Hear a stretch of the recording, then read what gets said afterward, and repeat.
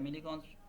अस्सलामुअलैकुम dear students. आज के इस लेक्चर में हम FSC physics part 2 chapter number 12 electrostatics article 12.12 charge on an electron by Millikan's method इसको कवर करेंगे। आज के लेक्चर की जो आउटलाइन है वो कुछ इस तरह से होगी। सबसे पहले हम एम ऑफ द एक्सपेरिमेंट को स्टेट करेंगे। उसके बाद एक्सपेरिमेंटल सेटअप की कंस्ट्रक्शन को डिस्कस करेंगे। फिर एक्सपेरिमेंटल प्रोसीजर को बताएंगे। उसके बाद मैथमेटिकल कैलकुलेशंस परफॉर्म करेंगे और एट द एंड कंक्लूजन को स्टेट करेंगे। तो आइए स्टार्ट करते हैं आज का लेक्चर। इन 1909 में अमेरिकन फिजिसिस्ट रॉबर्ट मिलीकॉन ने सीरीज़ ऑफ एक्सपेरिमेंट परफॉर्म किए जिसमें उसने चार्ज ऑन इलेक्ट्रॉन को फाइंड आउट करने की कोशिश की। इससे पहले charge to mass ratio of electron find out की जा चुकी थी।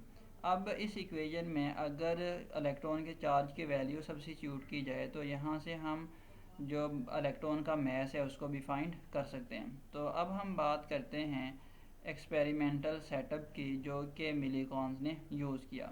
ये जो एक्सपेरिमेंट नज़र आ रहा है आपको एक्सपेरिमेंटल सेटअप, इसमें देखें हमारे पास एक यहाँ पे चैम्बर है और चैम्बर के अंदर दो विंडोज़ हैं। ये देखें, ये W1 विंडो 1 और W2 विंडो 2। अभी हम बाद में देखेंगे कि इन विंडोज़ के फंक्शन क्या हैं, ये किस लिए यूज़ होती हैं। उसके बाद पेयर ऑफ हॉरिजॉन्टल प्लेट्स हैं, ये जो आपको नज़र आ रही हैं, और अपर प्लेट में आप देख रहे हैं एक स्मॉल होल है। फिर एक लाइट सोर्स जो है उसको यूज़ किया जाता है इस सेटअप में, और माइक्रोस्कोप को यूज़ किया जाता है। लाइट सोर्स को यूज़ करते हैं to illuminate the charge particles और to illuminate the oil droplets, और जो माइक्रोस्कोप है वो इनको एग्ज़ामिन करने के लिए, इनकी मोशन को एग्ज़ामिन करने के लिए यूज़ होती है। और एटमॉइज़र है, इसको अभी आप देखेंगे एनिमेशन में कि हम ऑयल ड्रॉपलेट को स्प्रे करने के लिए यूज़ करते हैं। तो अब इसका प्रोसीजर डिस्कस कर लेते हैं।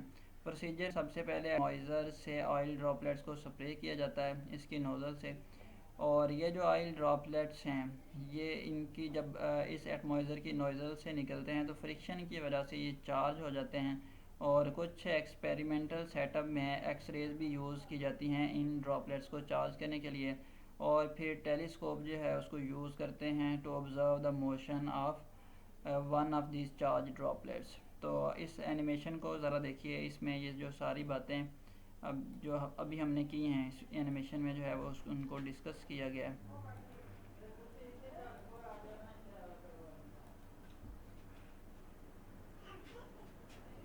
तो यहाँ पे देखें कि ये एक्सपेरिमेंटल सेटअप है।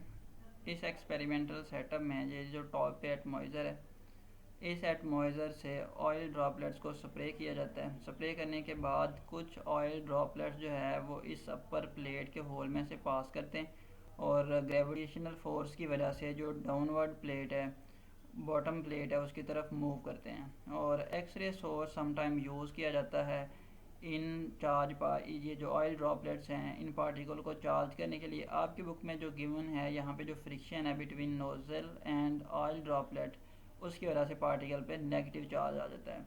अब यहाँ पे अगर हम वोल्टेज की वैल्यू इस तरह से एडजस्ट करें कि ये इन ऑयल ड्रॉपलेट्स पे, ये जो ऑयल ड्रॉपलेट्स चार्ज हो चुके हैं यानी नेगेटिवली चार्ज है, उन पे एक इलेक्ट्रिक फोर्स एग्जर्ट होती है। अब शुरू में क्या होता है कि जो ऑयल ड्रॉपलेट्स हैं ये ग्रेविटेशनल फोर्स की वजह से डाउनवर्ड मूव कर रहे होते हैं। अगर हम इलेक्ट्रिक फील्ड जो कि हमने बाहर से अप्लाई की होती है पोटेंशियल डिफरेंस की वजह से, उसको इंक्रीज़ करें, और तो ये ऑयल ड्रॉपलेट्स जो है ये अपवर्ड इनकी मोशन हो जाती है यानी against the direction of gravitational force. तो अब यहाँ पे ये एक बात हमने सीखी कि जो इनकी मोशन है ऑयल ड्रॉपलेट्स की, उनकी मोशन को हम कंट्रोल कर सकते हैं bye adjusting the value of potential difference, applied potential difference. अब हम इस एक्सपेरिमेंट में ये जो हमारे अप्लाइड पोटेंशियल डिफरेंस है इसकी वैल्यू को इस तरह से एडजस्ट करेंगे कि जो ग्रेविटेशनल फोर्स है और और जो इलेक्ट्रिक फोर्स है उन दोनों की मैग्नीट्यूड इक्वल हो जाए। जब दोनों की मैग्नीट्यूड इक्वल होगी तो ऑयल ड्रॉपलेट जो है वो रेस्ट में होगा। फिर यहाँ से हम अपनी फर्दर कैलकुलेशन को स्टार्ट करते हैं। इस डायग्राम में आप देख रहे हैं कि पार्टिकल ये जो ऑयल ड्रॉपलेट्स है यानी चार्ज पार्टिकल, इस पे एग्जर्ट करने वाली दो फोर्सेस हैं, फोर्स ऑफ ग्रेविटी यानी उसका वेट mg डाउनवर्ड, और जो इलेक्ट्रिक फोर्स है QE उसकी डायरेक्शन अपवर्ड।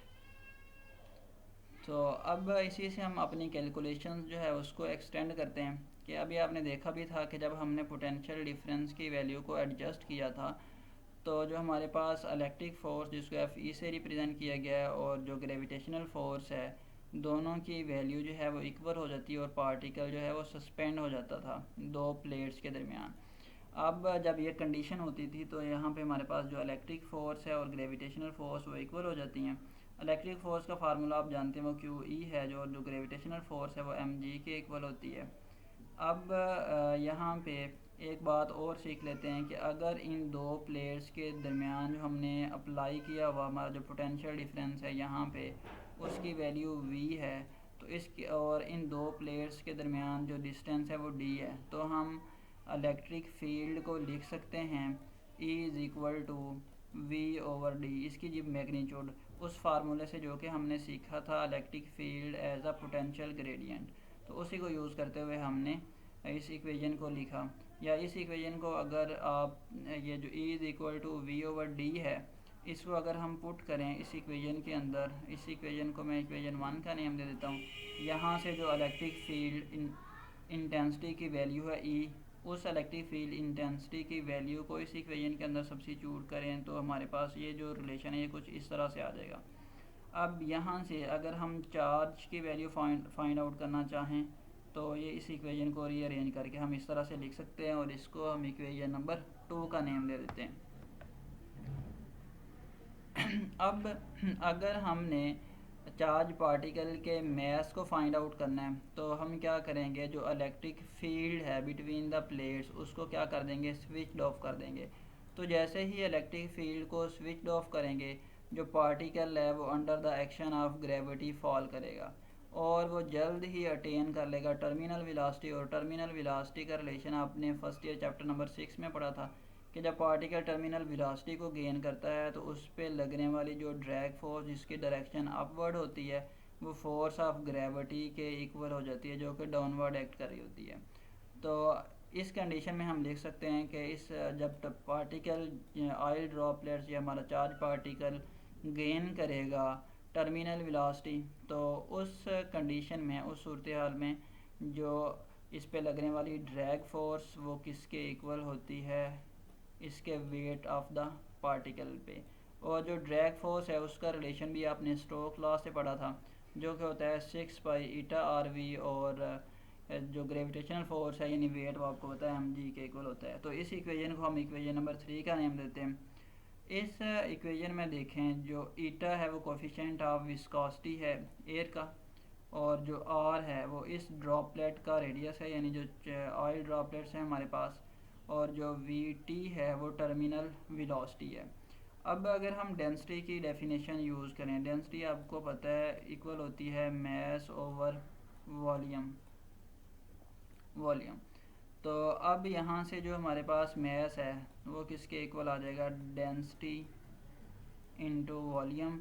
और ये जो ऑयल ड्रॉपलेट्स हैं इनको अगर हम स्फेरिकल कंसीडर करें तो स्फेयर का वॉल्यूम आपको पता है वो इक्वल होता है 4/3 पाई आर क्यूब। तो इस मास की ये जो इक्वेशन थी इसमें हमने जो वॉल्यूम ऑफ ड्रॉपलेट है उसकी वैल्यू सब्स्टिट्यूट की तो यही वाली जो इक्वेशन है वो हमारे पास कुछ इस तरह से आती है। तो इसको इक्वेशन नंबर 4 का नेम दे देते हैं।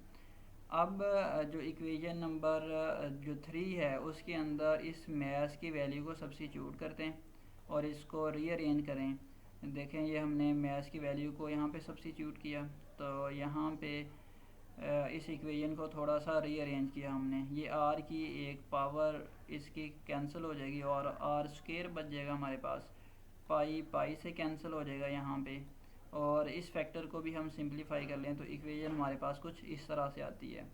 अब इस इक्वेशन का अगर हम दोनों तरफ स्क्वायर रूट ले लें तो हम रेडियस ऑफ ड्रॉपलेट की वैल्यू यानी आर की वैल्यू फाइंड आउट कर सकते हैं। फिर अगर हमें इस इक्वेशन से देखें, जिस इक्वेशन में हमने ये जो इक्वेशन नंबर 4 थी यहाँ पे अगर हमें आर की वैल्यू पता हो तो हम इक्वेशन नंबर 4 को यूज़ करते हुए जो ऑयल ड्रॉपलेट है उसका मास कैलकुलेट कर सकते हैं। और उसके मास को कैलकुलेट करने के बाद जो हमारे पास इक्वेशन नंबर 2 थी ये वाली, ये जो लास्ट पेज पे थी, Q is equal to M G over D. जब हमारे पास मैस आ जाएगा तो देखें G acceleration due to gravity है, V जो है वो अप्लाइड पोटेंशियल डिफरेंस है और D distance between the plates है। तो सारे फैक्टर नॉन होंगे, तो वहाँ से हम जो चार्ज पार्टिकल है, सॉरी जो ऑयल ड्रॉपलेट है उनके उसके ऊपर जो चार्ज है उसकी वैल्यू को फाइंड आउट कर सकते हैं। इस रिज़ल्ट को मैं वंस अगेन रिपीट कर देता हूँ थोड़ा सा। यहाँ से देखें इस इक्वेशन से हमारे पास आर यानी रेडियस ऑफ द ड्रॉपलेट की वैल्यू आती है। इस रेडियस ऑफ ड्रॉपलेट को अगर हम इस इक्वेशन में सब्स्टिट्यूट करें तो हम मैस की वैल्यू फाइंड कर सकते हैं, और मैस की वैल्यू फाइंड करने के बाद हम इसकी वैल्यू इक्वेशन नंबर 2 में सब्स्टिट्यूट कर देंगे, और इक्वेशन नंबर 2 में जो सारे फैक्टर हैं फिर हमें नॉन होंगे, यानी मैस की वैल्यू हमने फाइंड आउट कर ली, g gravitational acceleration, d distance between the plates, और जो वी है वो potential difference between the plates है, जो कि हमने एक्सटर्नली अप्लाई किया है, तो हम चार्ज की वैल्यू को वहाँ से फाइंड आउट कर लेंगे। अब मिलीकॉन ने यही काम किया और उसने ये कंक्लूजन निकाला कि जितने उसने बहुत सारे ऑयल ड्रॉप्स के ऊपर चार्ज फाइंड किया और जो मिनिमम चार्ज था उसकी वैल्यू इक्वल थी 1.6 मल्टीप्लाई बाय 10⁻⁻⁻19 कोलम, और जो बाकी ऑयल ड्रॉपलेट्स के ऊपर चार्ज था वो इसका इंटेग्रल मल्टीपल था, यानी या तो वो था 1 multiplied by 1.6 multiply by 10⁻⁻19 coulomb, या फिर वो किसके इक्वल था 2 multiplied by 1.6 multiply by 10⁻⁻19 coulomb, या वो इक्वल था 3 multiplied by 1.6 multiply by 10⁻⁻19 coulomb. तो ये जो चार्ज था ये मिनिमम अमाउंट ऑफ चार्ज थी जो किसी भी ऑयल ड्रॉपलेट पे फाइंड की गई।